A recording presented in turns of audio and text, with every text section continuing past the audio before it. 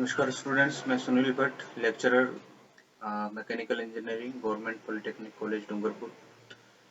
आज जो हम टॉपिक स्टडी करेंगे वो ME 208 यानी थर्मोडायनेमिक्स आईसी इंजन जो सब्जेक्ट है हमारा, उसके अंदर यूनिट नंबर 5 स्टीम जनरेटर या बॉयलर्स, जिसको बॉयलर्स भी कहते हैं, उसके बारे में हम डिस्कस करेंगे।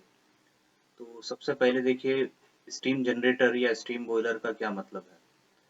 तो ये पहला स्टेटमेंट यहाँ देखिए, it is a device which generate steam at desired pressure and temperature and rate. The steam generator consist of furnace, evaporator, superheater, reheater, economiser, air preheaters et cetera. यानी स्टीम जनरेटर वो एक device है जो कि steam generate करता है, लेकिन सिर्फ स्टीम जनरेट करने से वो स्टीम जनरेटर नहीं कहलाएगा। स्टीम जो है रिक्वायर्ड या फिर कंट्रोल प्रेशर, टेम्परेचर और फ्लो रेट पर अवेलेबल होनी चाहिए। यानी प्रेशर, टेम्परेचर, फ्लो रेट, ये सारे जो पैरामीटर्स हैं ये कंट्रोल में होने चाहिए, तभी उसको हम स्टीम जनरेटर कहेंगे। अदरवाइज कोई भी स्टीम बनाने वाला डिवाइस, उसे हम बॉयलर या जनरेटर नहीं कह सकते जब तक कि pressure, temperature, steam flow rate, ये सारी पैरामीटर्स हमारे कंट्रोल में ना हो। अब देखिए, स्टीम जनरेटर का जो क्लासिफिकेशन है या एक बेसिक स्ट्रक्चर है, क्लासिफिकेशन से पहले देखते हैं किस तरीके से स्टीम जनरेटर काम करता है। स्टीम जनरेटर बेसिकली एक तरीके से एक हीट एक्सचेंजर की तरह काम करेगा, जिसके अंदर दो सर्किट होंगे। जो एक सर्किट हमारा फ्यू गैसेस का होगा और दूसरा सर्किट वाटर का होगा। वाटर जो है गैसेस जो हाई टेम्परेचर फ्लू गैसेस के सराउंडिंग सर्कुलेट होगी और उसके बाद वो इवोपरेट होगी। अब यहाँ देखिए, ये वाला जो सर्किट है हमारा, ये ड्रम से लेकर के डाउन कमर, राइजर, ये जो सर्किट है हमारा वाटर का है। और दूसरी चीज, इसके बी इन बिटवीन ये जो सेंट्रल जो शेल है, इसके अंदर से फ्लू गैसेस पास हो रही है। फ्लू गैसेस यानी कंबशन प्रोडक्ट जो कि बहुत ही हाई टेम्परेचर पर होते हैं। उसके सराउंडिंग अगर वाटर सर्कुलेट होगा तो वो हीटअप होगा पहले, फिर उसके बाद इवोपरेटर होगा। यानी हीटअप होगा यानी उसके सेचुरेशन टेम्परेचर तक जाएगा, उसके बाद वेपर में कन्वर्ट होगा और फाइनली सुपर हीटेड या ड्राई स्टीम में बदल जाएगा। और ये सारे पैरामीटर्स इसके कंट्रोल में होने चाहिए। तो हम क्लासिफिकेशन की तरफ जाते हैं कि स्टीम जनरेटर को कितने प्रकार से हम क्लासिफाई कर सकते हैं या फिर हम उसको डिवाइड कर सकते हैं। तो सबसे पहले देखिए, on the basis of application. इस क्लासिफिकेशन के कई सारे बेसिक है या आधारभूत जो सिद्धांत के आधार पर ये जो क्लासिफिकेशन किया है। पहला classification on the basis of application. फिर देखिए, दूसरा जो क्लासिफिकेशन है on the basis of relative flow of water and flue gases. यानी जो जो हमारा हीट एक्सचेंजर्स है जिसके दो सर्किट है, उसमें से रिलेटिव फ्लो जो है वाटर और फ्लू गैसेस का किस तरीके का, उसके बेसिस पे हमारा क्लासिफिकेशन है। और इसके अलावा जो है और जो क्लासिफिकेशन, मेनली ये दो क्लासिफिकेशन हम स्टडी करेंगे।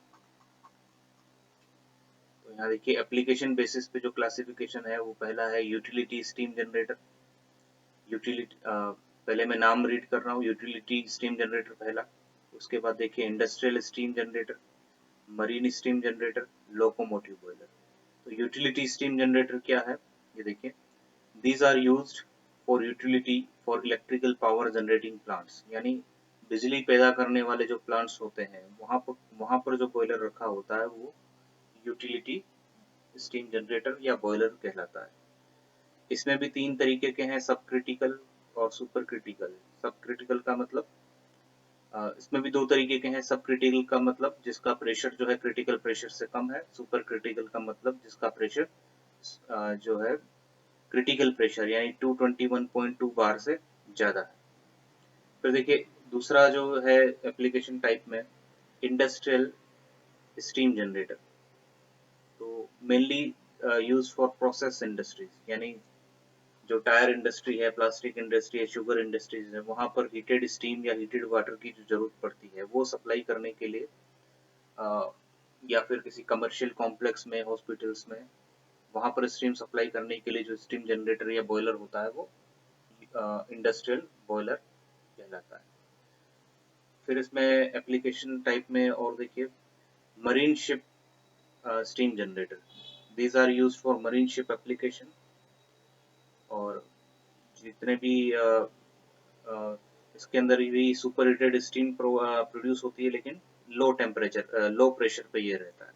लोकोमोटिव बॉयलर्स या लोकोमोटिव स्टीम जनरेटर, अर्लियर जो रेलवे के लिए जो प्रोपेलर के लिए जो रेलवे प्रोपेलर के लिए जो स्टीम जनरेट हुआ करती थी, वो उसमें लोकोमोटिव बॉयलर यूज में आते थे। और इसके बाद दूसरा जो बेसिस हम क्लासिफिकेशन का जो देखते हैं वो देखिए, on the basis of relative flow of water and flue gases, यानी वाटर और फ्लू गैसेस का जो रिलेटिव फ्लो है उस बेसिस पर जो है हमारे दो टाइप से मेनली क्लासिफिकेशन है, फायर ट्यूब बॉयलर और वाटर ट्यूब बॉयलर। तो वन बाय वन की डेफिनेशन हम देखेंगे। सबसे पहला लीजिए fire tube boiler. Fire tube boiler में क्या होता है, the hot flue gases flow through the tubes surrounding the water in shell, यानी दो कंपोनेंट होते हैं यहाँ पर, दो मेन पार्ट होते हैं, एक तो ट्यूब्स होगी और दूसरा एक ड्रम या शेल होगा। ट्यूब्स के अंदर भी एक वर्किंग फ्लूइड फ्लो करेगा और शेल के अंदर भी दूसरा वर्किंग फ्लूइड फ्लो करेगा। यदि अगर ट्यूब्स के अंदर कंबशन प्रोडक्ट्स हैं या फ्लू गैसेस है तो हम उसे फायर ट्यूब बॉयलर कहेंगे, यानी ट्यूब्स के अंदर अगर फायर है या फ्लू गैसेस है तो हम उसे फायर ट्यूब बॉयलर कहेंगे, और वाटर जो होगा ड्रम या शेल के अंदर फ्लो करेगा, और ये इस तरीके से हीट का इंटरेक्शन होगा, फ्लू गैसेस से हीट जाएगी वाटर के अंदर और वो स्टीम जनरेट होगी। तो ये सारे जो फायर ट्यूब बॉयलर है वो मेनली थोड़े लो प्रेशर और हाई क्वांटिटी के लिए यूज में आते हैं, जैसे locomotive, marine ship etcetera.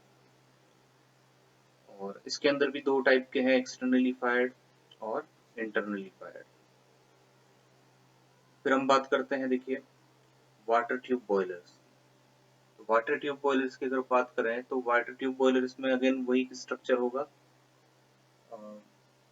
Tubes होंगी और शेल या ड्रम होगा, लेकिन इस बार जो सब्सटेंस फ्लो होने का जो जो सिचुएशन है वो बदल जाएगी। शेल के अंदर जो है फ्लू गैसेस या फायर सर्कुलेट होगा और ट्यूब्स के अंदर जो है वाटर सर्कुलेट होगा। अब इसके अंदर भी कई सारे हैं, देखिए, straight tube boiler, bend tube boiler यानी इंक्लाइन ट्यूब बॉयलर, इस तरीके से। तो ये मेजर क्लासिफिकेशन है। अब इनके अलावा ये दो बेसिस के अलावा जो और क्लासिफिकेशन अलग अलग जो है अरेंजमेंट बनाया गया अलग अलग साइंटिस्ट के या जो डेवलपर है उन्होंने, तो जैसे इसमें कई सारे नाम है, कॉर्निश बॉयलर, और आप देखिए कोकरेन बॉयलर और लामोंट बॉयलर, बेंसन बॉयलर एटसेट्रा। ये सारे जो अरेंजमेंट होते हैं ये, अब जैसे कुछ एक और क्लासिफिकेशन अगर हम देखें तो वो होगा ओरिएंटेशन के आधार पर। तीसरा जो क्लासिफिकेशन होगा ओरिएंटेशन के आधार पर। तो ओरिएंटेशन के अकॉर्डिंग जो क्लासिफिकेशन होगा वो हमारा ट्यूब्स की जो पोजीशन है वो कैसी होगी उसके आधार पर होगा। अगर ट्यूब्स जो है वर्टिकल पोजीशन होगी तो हम उसे अगर वर्टिकल ट्यूब बॉयलर कहेंगे। अगर ट्यूब्स की पोजीशन अगर हॉरिजॉन्टल है तो हम उसको हॉरिजॉन्टल ट्यूब बॉयलर कहेंगे। जैसे कोकरेन बॉयलर ये वर्टिकल ट्यूब बॉयलर और फायर टाइप ट्यूब बॉयलर है। इसी तरीके से कॉर्निश बॉयलर है, ये भी वर्टिकल फायर ट्यूब बॉयलर है। तो ये इसके अलावा वर्टिकल हॉरिजॉन्टल अरेंजमेंट के अलावा इंक्लाइंड अरेंजमेंट भी होता है। इंक्लाइंड अरेंजमेंट में जो ट्यूब्स होती है ना वर्टिकल होती है ना इंक्लाइंड होती है। तो इस तरीके से हम देख सकते हैं ये क्लासिफिकेशन हमारा पूरा होता है। अगर इसका थर्मोडायनेमिक डायग्राम अगर हम देखें किसी एक जनरल बॉयलर का या जनरल स्टीम जनरेटर का, इसके तीन पार्ट हमें देखने को मिलेंगे। पहला पार्ट इकोनोमाइजर डिवीजन में होगा, यानी यहाँ पर सिर्फ जो है वाटर गैस में कन्वर्ट होगा, दूसरा पार्ट इवोपरेट होगा यानी वाटर से स्टीम में कन्वर्ट होगा, और तीसरा पार्ट जो होगा ड्राई सेचुरेटेड स्टीम होगी जिसमें सुपर हीटेड रीजन होगा। तो 3 पार्ट में हीट हम एक बॉयलर के अंदर प्रोवाइड करते हैं। Thank you.